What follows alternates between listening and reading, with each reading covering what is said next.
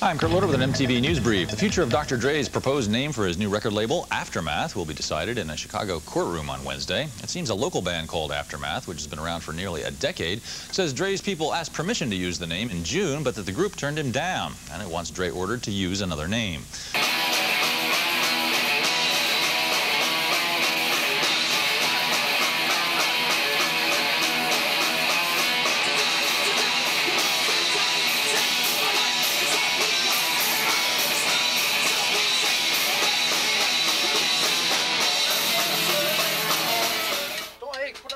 I will.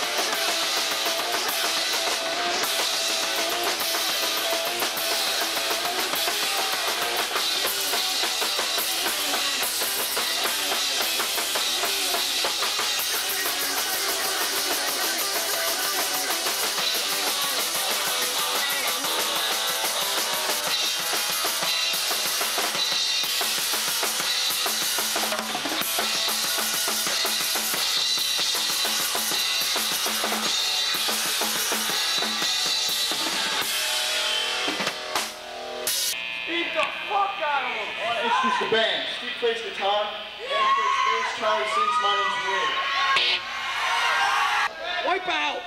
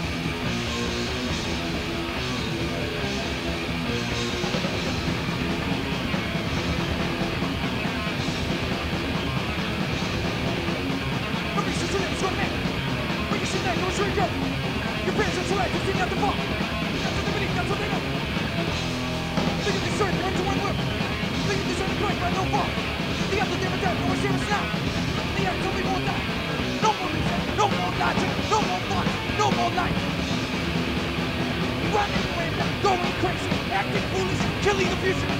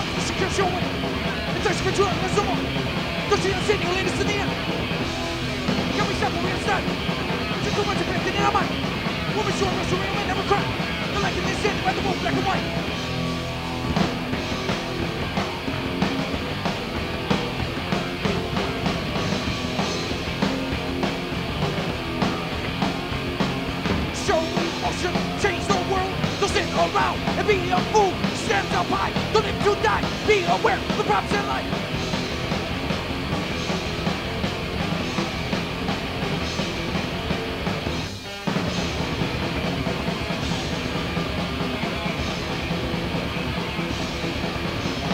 No more reason, no more logic, no more thoughts, no more light. Running rampant, going crazy, acting foolish, killing the future. Thanks, this is our last one. It's called When Will You Die?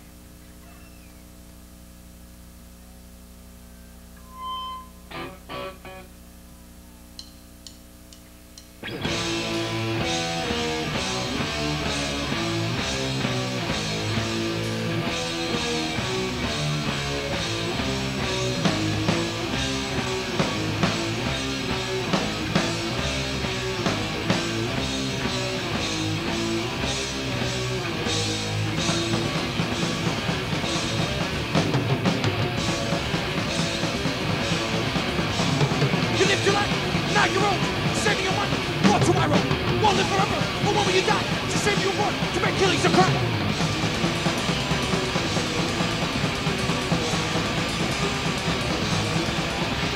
They want to remember the money you make, now let's sit there, go to waste. There's only one reason to put up with you, you're poor, you know you'd be through, stingy old man. Your life was a mess, you have the millions, but not any friends, your family starved. Just sit and watch. Promise to give. The day you're gone, give a little. Don't just save. Spread your wealth. Don't just save. Now you're old. You live your life. Want your money. When will you die? When will you die? When will you die? When will you die?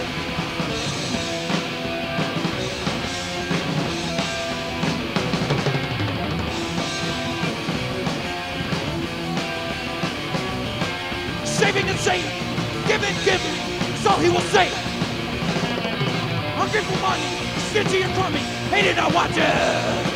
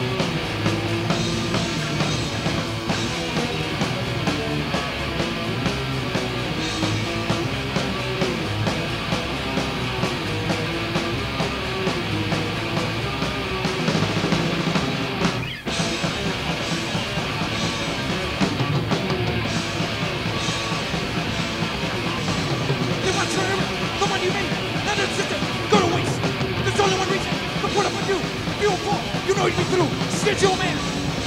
Your life was a mess. You have your millions, but I need friends. Your family starved, but you should have watched. Promise to give. The day you were gone, give a little. Don't just take. Spread your wealth. Don't just say. Knock your own. You lived your life. Want your money. When will you die? When will you die? When will you die? When will you die? When will you die?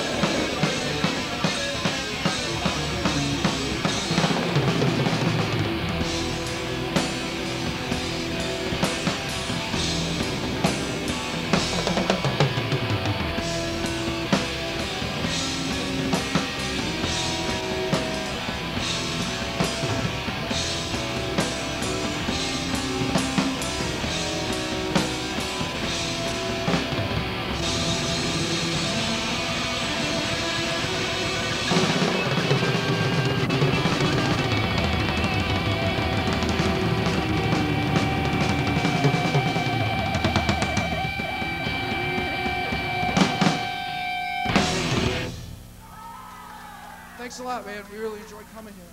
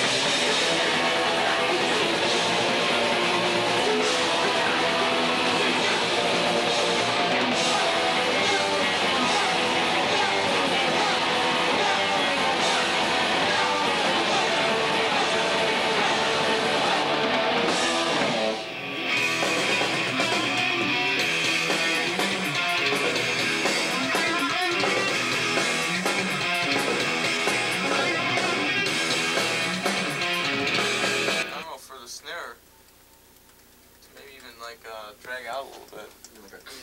But that, yeah, that we could just do. He doesn't have to do anything for that, right? Yeah, that's just, I can put on the big switch. So, the rhythm section I think is good. I don't know what else you could do. There's some good bass licks in there too, man. Okay. All right. Is that good? Yeah. All right, cool. I like it, man. I like the double bass in there, man. He's gonna come out that guitar shit over. Cool. Very cool.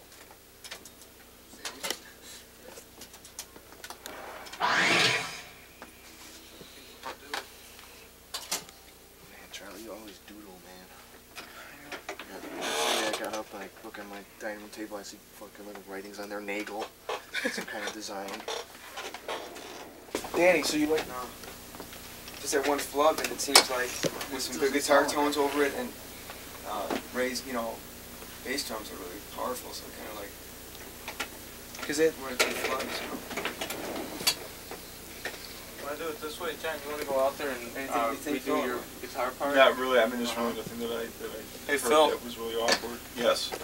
Could John just go in and do his guitar part over again, and I could hear it in here, just hear both John's guitar for a second? I mean, during the course of the song. Okay, do you want to do it completely over, or do you want to add on? Do you want to treat it as a mold? So no, you want to double what you just did? Alright. Are you gonna get rid of Steve's guitar now, or you want yours out? Yeah, when I hear it back, just hear both John's. If we can hear it just Both. Oh, so John's going to double his right now. I want to hear the whole thing though when I'm playing it though. Your part, what you just did, plus the input you're putting on now. Yeah. Okay. And I want to hear his part too. Yeah, he wants to hear Steve's, and Steve doesn't want to hear his in here. I don't want to hear my own guitar in here if I can't. But he wants. Well, okay. I want to hear his guitar. Okay. Sure. Is that like a royal pain in the ass? Well, I'm gonna have to work on a different mix for you, but if you're willing to take like the extra 5 minutes, so I gotta find the underwater switch. We can go really bizarre if Phil would find out. You have it sounding like a baby burning in a building.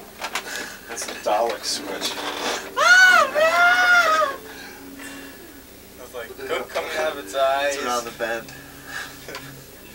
Make it sound like a really super I've seen spots before my eyes now. I heard one place that he goes, I wanted to sound like broken ping pong balls under a flapping wing of a dog. It's like, you know, the fuck do you want? Give him a crack in the head.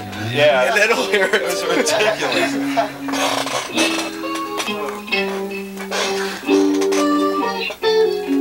Is your volume all the way up? Oh God, I'm under. Watch your caffeine intake. Slave driver. I was doing it for like 5 months, and Doesn't sound like a hear the cigarettes coming in real slow. I'll go with the rhythm. In the video, we have like fishes passing, you know, by. John, stop doing that little vibrating thing, will you? Well, he's fast with that whammy bar, huh? There we go. Oh God, 60s. Yeah. Should we use it? It's in there, Phil. Wow. Cool. You think we should use it like this? Never be able to do this alive. We can just have John go like this with his Those wings. guys are musical geniuses. You're deep underwater, buddy. He probably doesn't even know it's underwater sound. He'll come in here, what the hell is that? You're out of tune there. Real heavy signal around like 60 hertz. 60 and it hurts. Just like some of the fat bottom, get rid of some of that. John, get rid of your fat bottom.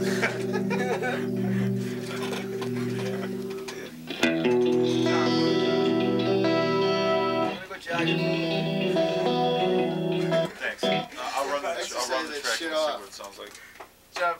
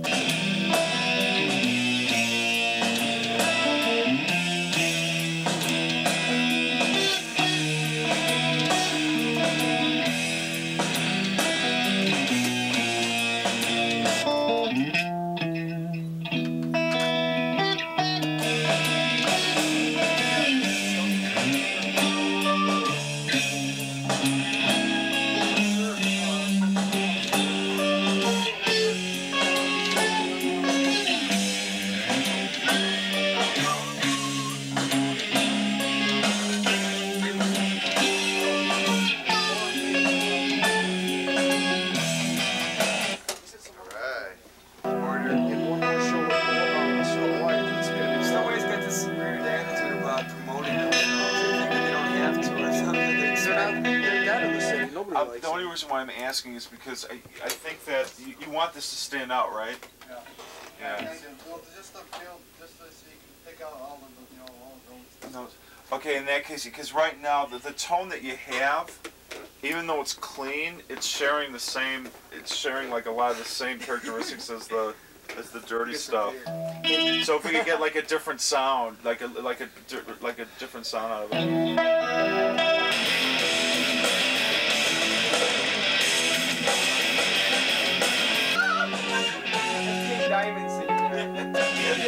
It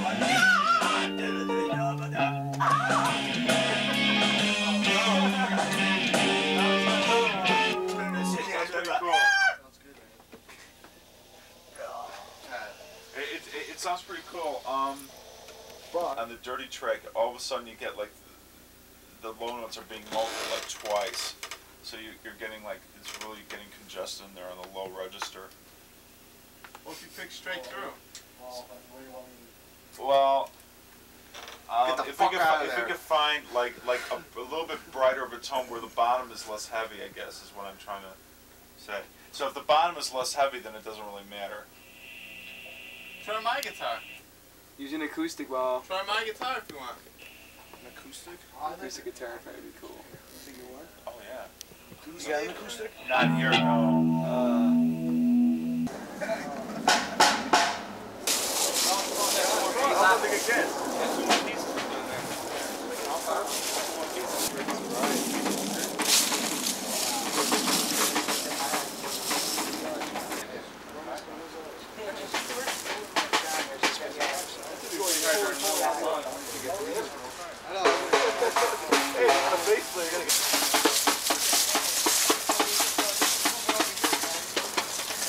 So we're hanging over here now, huh?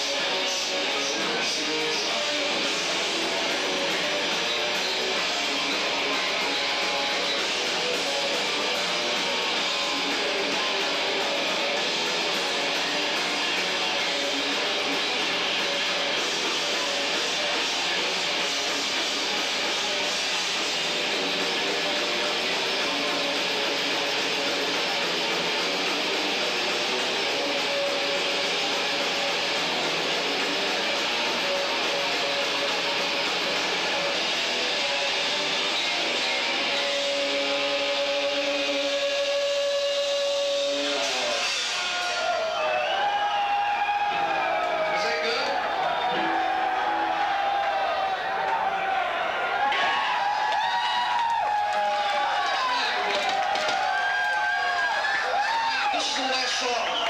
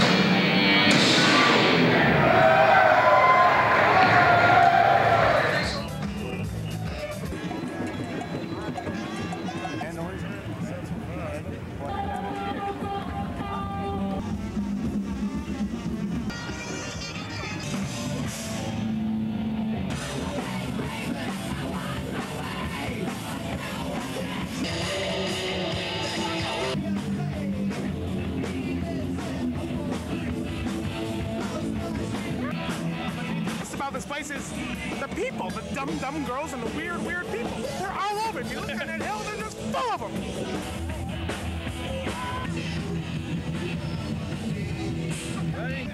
Tonight we have one of the most up-and-coming, critically acclaimed heavy metal bands in the world.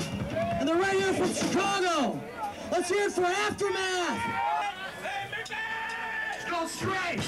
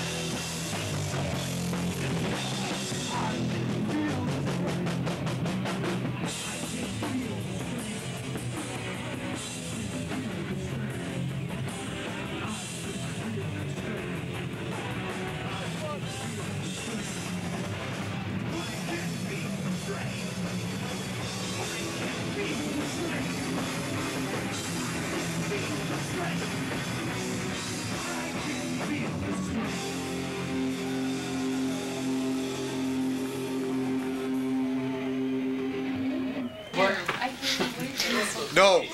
Ooh, he says, oh, competition. Uh-oh.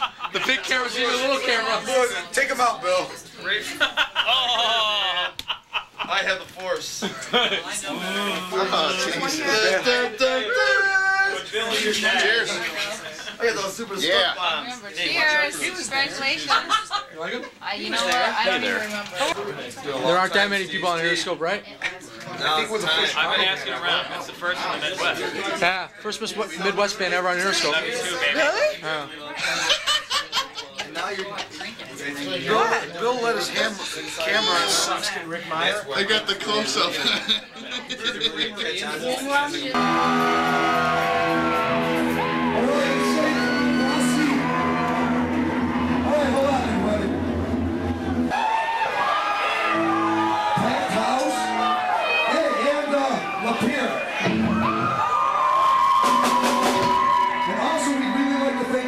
You guys are really lucky you have such a cool station like Rings 103.1. We don't even have something like that in Chicago. But this next song's called Japan. Come on, make it a pickle.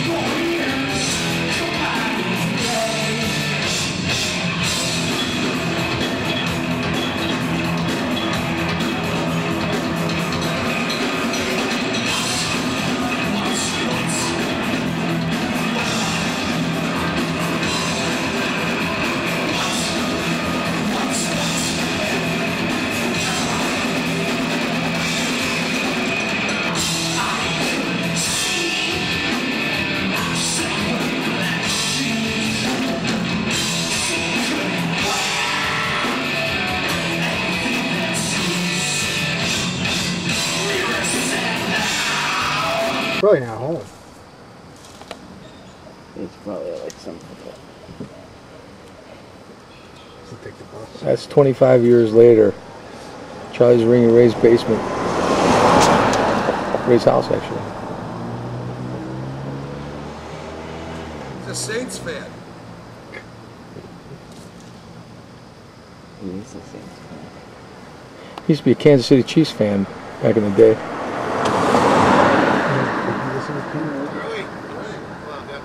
So how does it feel, guys, being back here after all this time? Makes me feel real fucking old. Makes you feel old? Makes me feel alive. What's going on, Ray? Ray Schmidt. Ray Schmidt. What's up, brother? The one and only. Yeah, man. man? Good, man. Holy fucking shit. What's going on, brother? How you doing? All right, man. Pete? How you doing, man? Yeah, man. This is just like fucking aftermath practice. Ray's still sleeping. Oh, man. You fucking show up. I was sleeping, man. These guys seen a little bit of footage. You seen a little. Yeah, how's it? Fucking awesome. It's hilarious, yeah. I can't fucking believe it, man. 25 years ago, October 31st is the beginning of Aftermath. I mean, literally. Came So here literally 25 years ago this week. and here we are 25 years later for a box set retrospective. How do you guys feel about that? Great. Feels pretty crazy, right? That a label in China decides to put out a 3-disc music box set with a DVD celebrating 25 years of your music. Did you guys ever think that'd be possible? No. No, right? I haven't thought about it. Basically, this is what we're going to do. We're going to capture all the live footage that we have, and we put them in sequence year after year and capturing every single song that we want. Right now I'm down to 4 hours. Starting in 1985 with the three of you. Where the hell did you guys find all this stuff, man? In his book. Bill? And you know how they talk about Madonna had a million different looks? You guys literally had a million different looks, man. Short hair, long hair. Sentenced to Death we got on there. The Whale, we got Going No Place, Revenge, and When Will You Die with Adam. We got a Temptation, Overthrow, War for Freedom.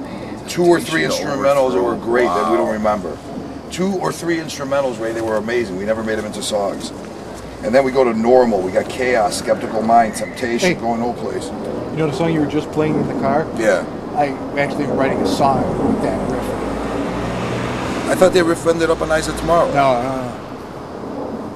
No? Nope. The same exact riff? Yeah, because it was part of one of those instrumentals. So 25 years later, you're still writing the same song? Yeah, pretty much, yeah. No creativity in 25 years. He's still cranking out the same tune. We should have made John take the bus here. It was like the old days. It's like old times, man, with the guitar in his I came down that street. That's right. I remember you used to walking down that street, getting off the bus at, what was it, Addison? Addison, it'd be like 40 fucking below zero. Yeah, Medusa. Come down the street with my guitar. Carrying that guitar all the way just to jam. Chances are when the record company came out. It was 12. That's right. There was no preferred or whatever. Pierre, they just seen the Pierre crowd going crazy. Oh, yeah. Studio footage. Phil Bonet, poor Phil, rest in peace. Is he on? Is he in any? Yeah. Words Echo Fear recording. Wow. Danny Vegas playing bass. Hey, so back in '85, when the three of you guys got together, there was no bass player at the time. No, there wasn't. It was kind of like Spinal Tap, right? It was always a problem finding a bass player that would fit. Yeah. What happened was, remember we booked a show, and then we needed a bass player. I still can't. I remember we were watching the Bears play the Super Bowl. Yeah, and we were at the house, and then Sean Glass calls up and goes, "Are you guys posers? Or you guys wear makeup?" Like, what are you talking about? He goes, "You guys aren't posers." And it was a show we had booked to do with Ken's band, and he took it over, and Terminal Death headlined. Oh yeah. And then was it I think we had Station 2 played that show. Yeah. That was the Snobs, right? Yeah, it's Snobs. Yeah. Almost every place we played is gone. Yeah. So then you guys find Adam, who had a punk rock vibe to him. He was a skinhead. And you'll see that at the Whale show. Vibe. Recorded 2 demos with him. The Sentence to Death demo that Denny Nowak showed up. Remember? You guys even know what was Adam's last name? We never. He was just Adam the Skinhead. Hey, think about it. Adam was like one name. He was like Cher or Madonna. Yeah, just Adam. Adam. Actually, I was going to look him up, but I don't know his last name. Just look up Adam the Skinhead. Yeah. And then as we were at that point, we did the 2 demos with him, and then we got John.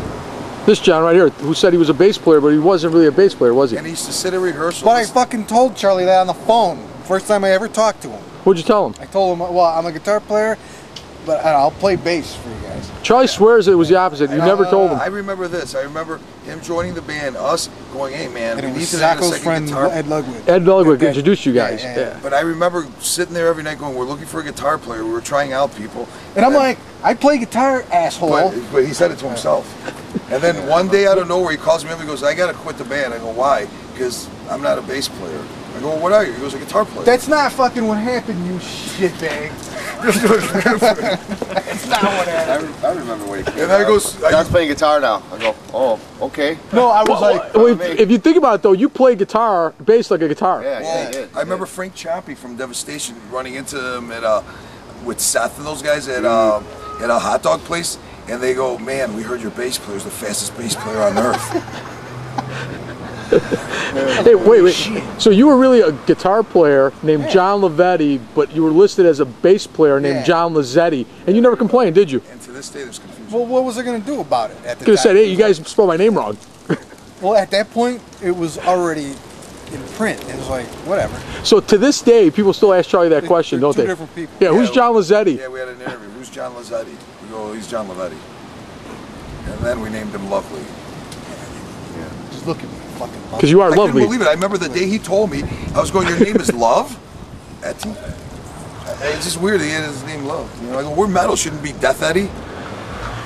So then John switches to guitar, and then the bass player search continues, right? It was one search after the other. Who was the next bass player? The next bass player was, after Adam, Was it Della Garza?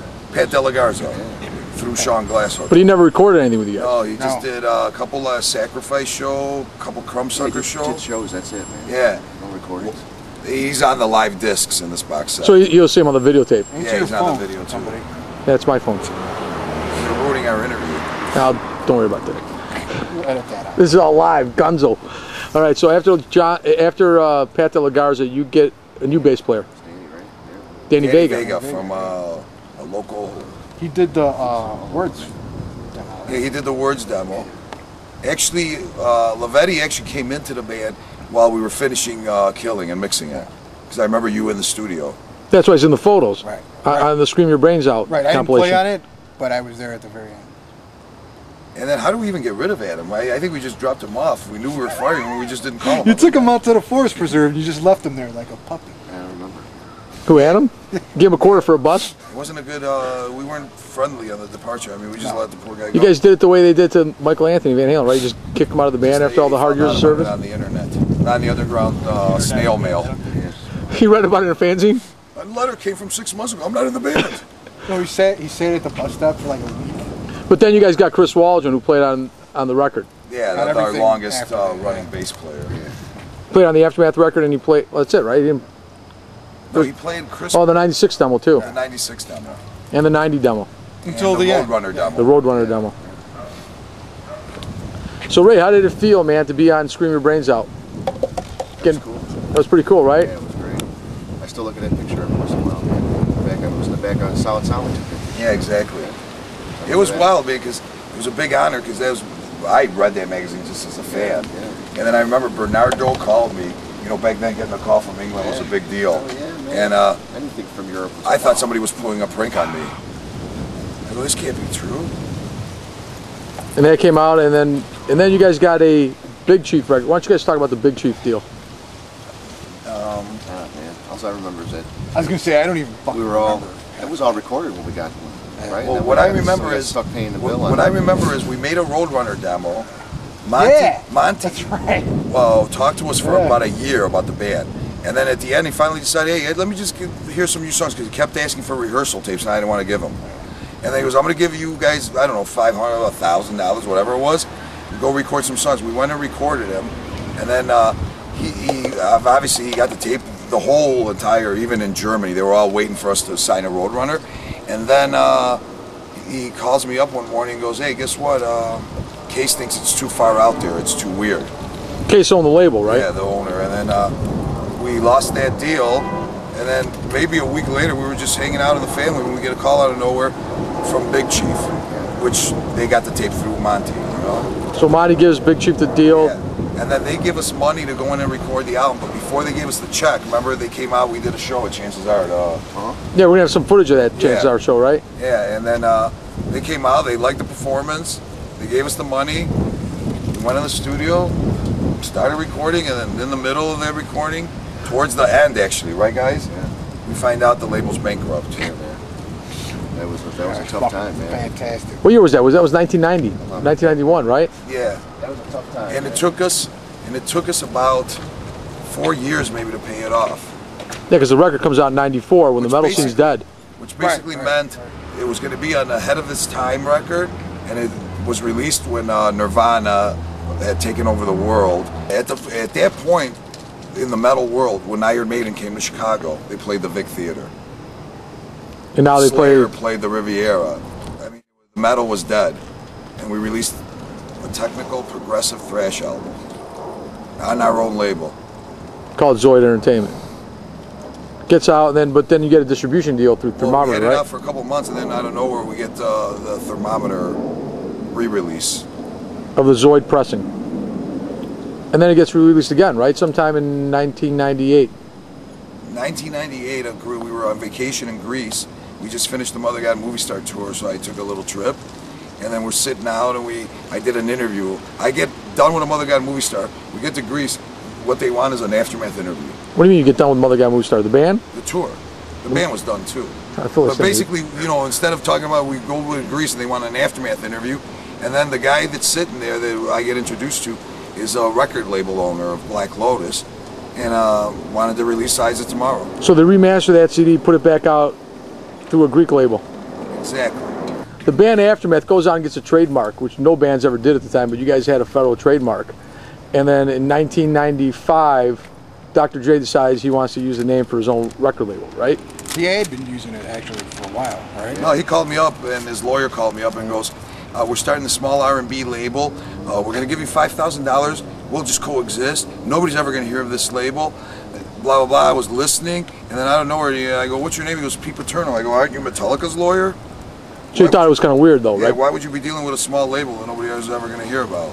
And it was like, one thing led to another. We put it together through Steve working for Universal as a distributor at Baker & Taylor, the local one-stop. Yeah. And then before you know it, it's Aftermath Entertainment. You know, we're in court. And you're in federal court. Actually makes some TV news. Yes, it did. It did. And what happened with that case? The court actually ruled that you could coexist. Yeah, we could coexist. You roll your own. Yeah. Times are tough. Jesus, man. Yeah, the economy hurts. Like the Wild West, huh? No confusion. So Dr. Dre coexists with Aftermath, and you guys decide to do what? Decide to end Aftermath? We decided to turn, turn the band into a different, it was such a drastic departure that we decided to, you know, it needed a new name. Yeah, we went in a totally different direction. Totally different. Same band members, you added a couple different elements. Yeah. And a female vocalist. And we were just trying to survive, you know, like every fucking body else. Not have to get regular fucking jobs, you know what I mean? So it led to a tour, a video. So going back to Mother God Movie Star for a minute, right? Mother God Movie Star gets a deal on Interscope. Actually, Aftermath gets a deal on Interscope Records. And then you guys decided to change the name, the total direction of the band, and released the self-titled Mother God Movie Star record. Did one tour with Jenna Torture. And then, we did a U.S. tour. Yeah, that's pretty cool, man. So that was cool, and then you guys got back and decided that you had enough. It was unspoken. In a roundabout way, yeah, you know. That was it. We kind of never called the each door. other. Yeah, pretty much. Later. Yeah, right. And here we are, 25. And here we are, 10, 12 years later. Looking exactly what happened. 15 years later. So, 12. So do you guys regret making a Mother God Movie Star record? Should it have been an Aftermath record on Interscope? Just a real heavy... Probably. A follow-up to the Odds record? I mean, in my opinion, yeah. We probably Who do you blame for that? You blame him. Well, in my defense, at that time, the band was so amazing at their you know, in metal, and you just grow as a musician. And we were always listening to metal, and at that time, it was experimentation time. Yeah, I mean, we were trying to survive. We were just trying to fucking, you know, we just keep things going. Ideas we came up with, man, at the time, you know. So do you guys listen to the Mother God Movie Star record today? I haven't heard it for 12 years. Honestly, I haven't heard it in a couple of years. Yeah. You know? I listen to it every once in a while. And plus, we added female vocals to it, and Delta 9. So that record, it was just an exercise in weirdness. So it's like the psychedelic phase in the Beatles' career, right? Yeah, I guess that's what you want to call it. Not as successful. Not yet. Without the gazillion dollars. Yeah. So we'll be back here 15 years from now doing a box set of Mother God Movie Star. Right. I don't think so. You don't think so? No. All right. So Charlie will be out here by himself. Hey, Ray. I'll be walking down the stairs. Talking to himself. His multiple personalities. Hey, so Ray, what's your most memorable moment of the entire Aftermath day? There's a lot, man. There's plenty. The shows were always a big thing. You know? All the shows we did, we didn't do a ton of them. We did shows that were a big event for us. You know? Practice like crazy. That was a lot of fun. I think the practicing was a big.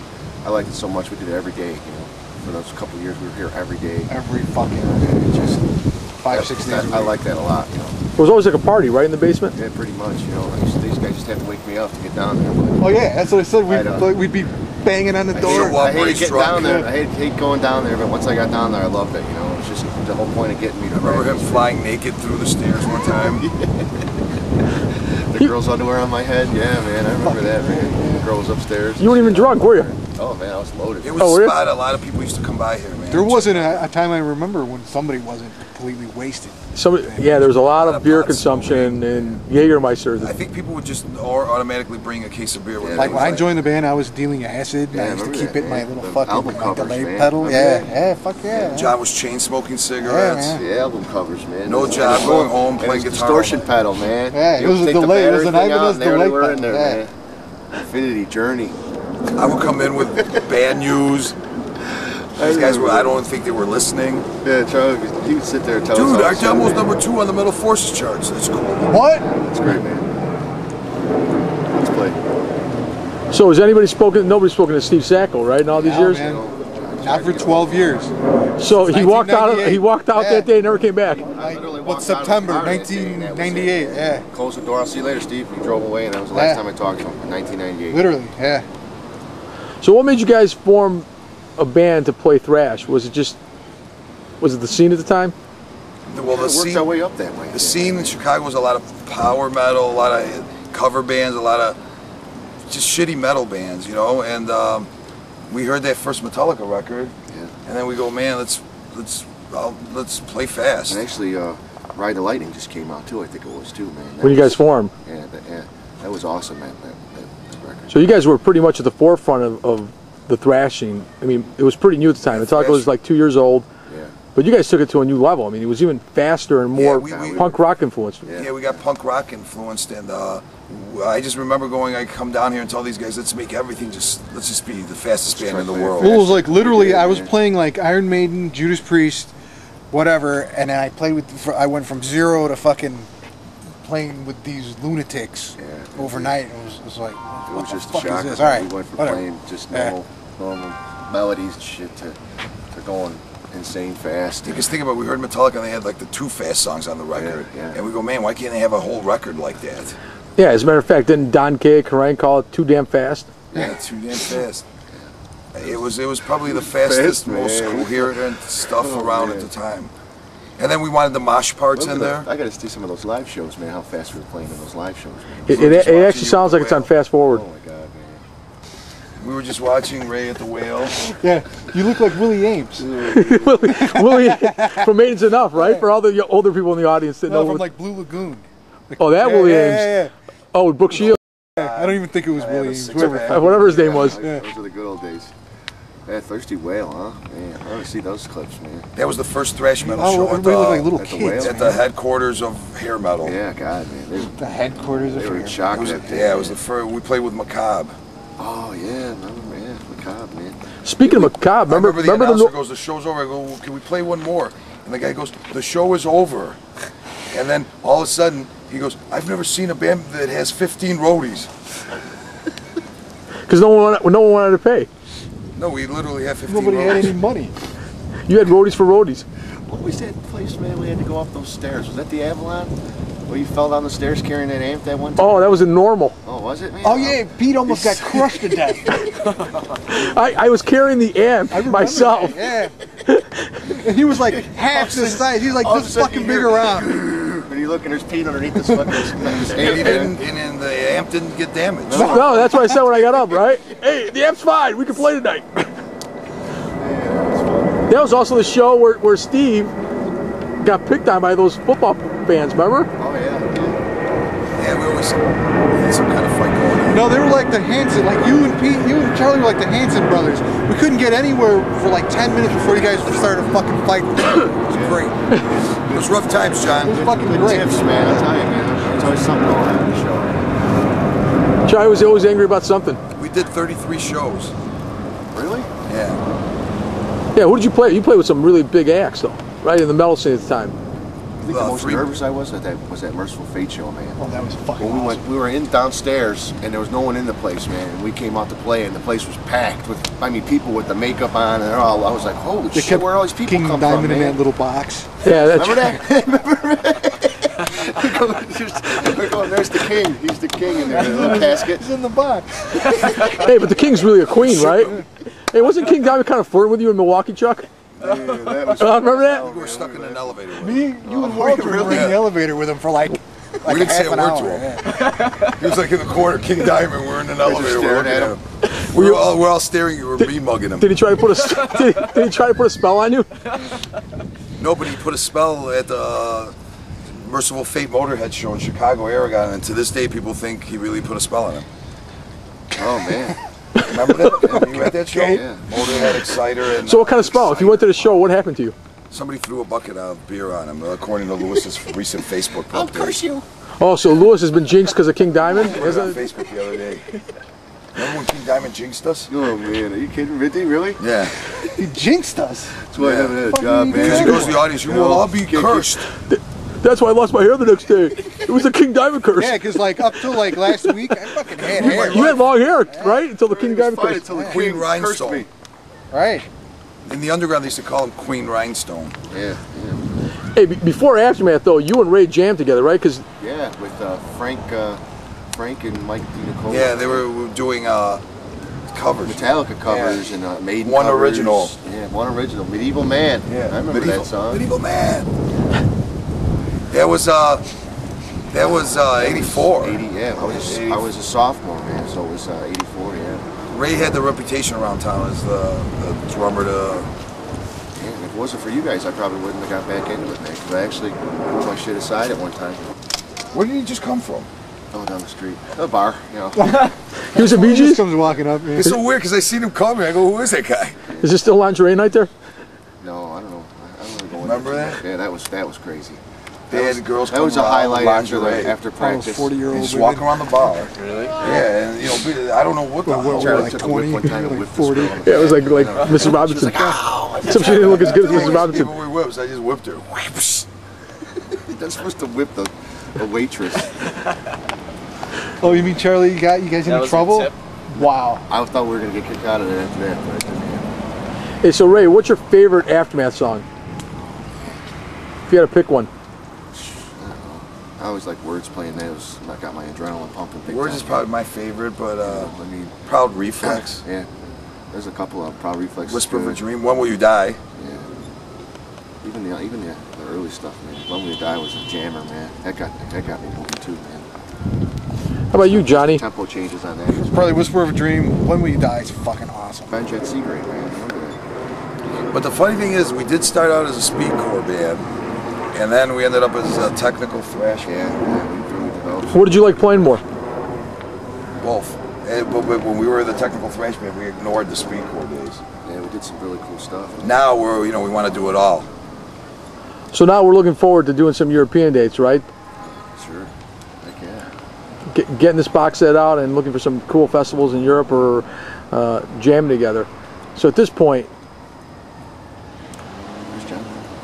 Kevin Chirello, who's happened to be in a band with Me and John. with John and Charlie, is going to fill in on guitar, taking Steve's place. What's up, Kevin? Watch out for cars. What do you think of the music? It's pretty raw. It's gonna be loud. It's going to be loud and raw. All right. Do you like the heavier stuff or the more punky stuff? Well, you know, I come from the punk world, so I tend to fall for that first, but the metal stuff's pretty wicked. You excited? It's definitely gonna be technical, and I'm excited to do it. Hey, your mom was pretty cool to put up with all this. Oh yeah, no kidding. And your neighbors. Stu still lives there. She's still alive, man. Yeah, they still love it. They used to sit out on the porch and listen to us. She goes, I like it. She goes, I don't mind it at all. You didn't have any soundproofing down there? No, just Kevin, some it was carpets on the wall, and unreal. that's about it. It was unreal down there. To this day, I swear that's why I can't hear as well as I used to. Yeah, there's time. I'm sure we all have ear damage because of that. Like my whole body Nobody would wore like, be earplugs. vibrating when I came out of there. We didn't get into the earplugs thing until later in the Wow. in the aftermath. You know, I mean, we used to play so loud down there. So did you guys like doing the studio stuff or the live performances more? Live. I mean, for me, honestly. You know, studios. See, live was cool. In the beginning, we were playing with a bunch of local. When the scene was brand new and Devastation was out and everything, we played a lot of shows. Later on, we just opened up for. We just did major shows, opening up for like you said, King Diamond, Carcass, Sacrifice, Trouble, Crumbsuckers. So what do you think of the metal scene today? You guys like it? I'm listening. I do. There's a lot of new bands that I really like. Like who? Like probably Lamb of God is like one of my favorites. Do you think those bands have been influenced by bands like you guys? That's a big guy. It's hard to, I mean, definitely you can hear it. I mean, it's really heavy and technical. Well, today the thrash scene is back. Metal won't go away. Metal will never keeps on coming back, right? It never really goes away. It might go underground for a few years. Goes back to underground to where it was born, and it continues to flourish. It'll never go away. It's not like a shitty pop band. Yeah, it's not. Music, you know, it's strange. You know, some of the music we did back then. There's kids just doing that stuff now. You know, it sounds so familiar. It's like, man, you know, it just keeps going and going and going. Feels pretty cool to be at the beginning of a genre that they're copying 25 years later, doesn't it? Because you can't do that anymore. What other new form of metal can you come up with? So when you guys get back together, are you guys going to be able to play the old stuff? The speed that you guys had back then? Try, man. Why not? Can those feet do it? Let's see. Focus the feet. So, man. Pretty sure. We could try. You could try, right? Got a lot of coffee. How many songs do you guys think you're going to play if you do a set? About 2. 2 songs? 2.5. Well, you know what? I'm going to have the tank next to me. Well, later in your career, you could do 2 songs. So it was like a half hour per song. But 10. 10 songs? Cover all the eras because the demos are so cult. They're so we'll do big. A 3-hour set, man. We'll pull in all the songs. Do one long super set, right? Oh man, that'd be crazy. Would you guys be into the idea of doing another record, a follow-up to Eyes of Tomorrow? If we do this project and we do some shows and there's a demand. Yeah, if anybody really gives a shit about it, sure. We only react to stuff. We don't like start the process. We just react to it. I'm shocked anybody even still cares about any of this. So sure. And actually, the funny thing is, we're releasing this, but there were other labels interested. We just went with Filippo because he's like a fan. You know, yeah, he's a fan. Really he's like, yeah, his reputation's really good. But you're also putting out a vinyl release through the FOAD label in Europe. FOAD in Italy. Marco, another great guy over there, and he's going to release, as last I heard, a double vinyl. So you're going to have a vinyl release of the record and some of the demos, then you have the box set. Release right now is still unclear if it's going to be the demos. Remember, it might be the record too, but as of right now, it's going to be the demos. And you guys have a MySpace page, right? Yes. How did that start, though? It didn't start by the band. It started by a fan and editor of Ripping Headache magazine in France. His name is Chris, and I probably can't say his name. Chris Aubert. Is it? Yeah, great guy. He's been here in Chicago. So Chris starts the MySpace, so it's just myspace.com/Aftermath, right? Or is it Aftermath Chicago? Aftermath Chicago. Oh, yeah. All right. So you guys have any resentment towards Dr. Dre? Well, I listen to a lot of Dre. No? Yeah. He used to call us the Rock Boys from Chicago, but it's what it is. So what do you think of the federal court system? I think it's all bullshit. Yeah, I think that's a big farce. You know, why go through something? Yeah, why even bother? Why you spend $1,000 on a trademark that will never enforce? Judges, right. Money makes nothing. So what would you change if you could go back in time, man? Would you do anything differently? Probably would have made an second Aftermath record.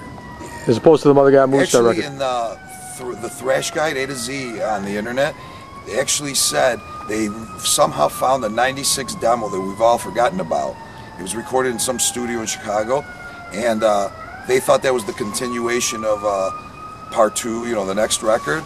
And looking back at it, yeah, like the guy even says, it's a shame it never happened. What songs were on that demo? Japan, Metallic Slums, Strain, and Guys in the Details. Oh my God, yeah. Not even the details, man. So when you guys recorded with Phil Bonet, the Eyes of Tomorrow record. R.I.P. Phil. Phil died of an aneurysm. Yeah, that was sad. Right after the record, he had enough, right? And just croaked. This is just so brutal. This guy, man, he was a good guy. Phil was a good guy. Yeah. Phil was awesome. He put up with a lot of fucking shit from us. Well, we owed money to that studio for 4 years. Yeah, that was awful. That was awful. Yeah. We were giving him maybe that was a tough $50 a month. We had Aftermath. Man. That was times where I didn't really want to tough, talk to you guys because I knew as soon as you guys were calling me for money, and I used to. Oh, Steve used to make those calls. I used to, you know, that was the hardest time I think for me in Aftermath. Oh, because nobody had any money. Yeah, man. we wanted to get that thing out, but we had to pay for it, and it just, you know, it was just a headache, man. You know, it wasn't fun. No, Piece Eyes of Tomorrow just recently sold on eBay. What was that? What's that story, Charlie? It was like from Filippo. He was telling me that he was bidding for it. He got up to $215, and then he thought he had it. The last second, somebody pops up with $270. Somebody actually paid $270 for the Zoid 1994 pressing. Though. I actually seen the Words demo sell for $42 on eBay. started out at 9. So who did you guys consider your competition back then? Did you guys have anybody? Were you trying to keep up, or were you just? No, we were so. I didn't even think about that. I mean, from the first day, the band was so original. It really, everybody that started in that scene, the scene that was a baby, basically was a death metal band. Those type of vocals. I mean, you got to understand, DRI didn't term the phrase crossover till 1988. Yeah. So you guys were crossing over years before the phrase existed. I mean, we would think about it. We couldn't even base ourselves. We said we liked Metallica, Motorhead, but there was no other band playing what we were doing. Yeah. So you went from a 4-piece speedcore band, Suicidal was doing it, to a total technical thrash band. In the matter of a demo. We didn't think about it. We just did it. Every demo that was released was years progression from the last one. Yeah, but the difference between the Killing the Future demo and the Words Echo Fear demo is that, John, you started writing more of the material on Words, right? I wrote a lot of it. Yeah. Brought a more technical flair to it. Yeah. As opposed to the more punky speedcore mosh parts and all that Steve used to be writing with Charlie. And obviously Ray just kept on. He just did whatever. He never even like questioned anything. He just never complained. He just did it. It was like whatever whacked out piece of music we come up with, he would just do it. A little bit here and there, you know. But it's funny right now, both of you, we just seen a little bit of the Free Fest. Both of you remember, because he goes, man, but we played great that night. Both of you remember that it was a great show. It was really good. Well, what is a Free Fest? Free Fest was a festival in Chicago. Friday, Saturday, Sunday. We headlined the Sunday night. And it was outdoors by the lake. I was just saying, I thought I was going to die. There were like 7,000 or 8,000 people at that show. Yeah, it looked like, there could have even been more. It was a huge crowd. It was so hot, man. Remember right before we went on, the wind shifted, man. It was like perfect, man. Remember in the beginning we went from doing those shows and there were mosh pits. It was like if you had to have a pit or something. Yeah, if you didn't have a pit, you were a pussy. Hey, the one complaint about Aftermath was that you guys never played enough, though.